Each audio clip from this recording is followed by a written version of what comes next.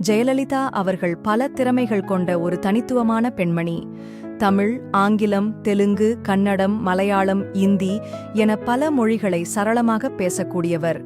இது தென்னிந்தியா முழுவதும் உள்ள பல்வேறு மக்களுடன் எளிதாக தொடர்பு கொள்ள உதவியது. அரசியலில் முன் அனுபவம் இல்லாத போதும் ஜி ராமச்சந்திரன் அவர்களின் வழிகாட்டுதலின் கீழ் அரசியலுக்குள் நுழைந்தார். விரைவிலேயே அரசியலில் முக்கிய சக்தியாக உருவெடுத்தார். 10 வருடங்களுக்குள் தமிழகத்தின் முதலமைச்சராகி ஆண்கள் ஆதிக்கம் செலுத்தும் அரசியல் களத்தில் பெரும் சாதனையை நிகழ்த்தினார். அவரது ஆடம்பரமான வாழ்க்கை முறை பரவலாக பேசப்பட்டது. 1996ஆம் ஆண்டு நடந்த ஒரு சோதனையில் அவரிடம் 750 ஜோடி காலணிகளும் 10,000 பட்டுப் புடவைகளும் இருந்தது வெளிச்சத்திற்கு வந்தது. இது அவரது ஆடம்பர வாழ்க்கையின் ஒரு பகுதியாக இருந்தது. அரசியலுக்கு வருவதற்கு முன் திரைப்படத்துறையில் அவர் பல சாதனைகளை படைத்தார்.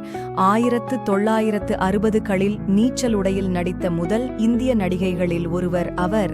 இது சமூக கட்டுப்பாடுகளை உடைத்து அவரது தைரியமான அணுகுமுறையை வெளிப்படுத்தியது.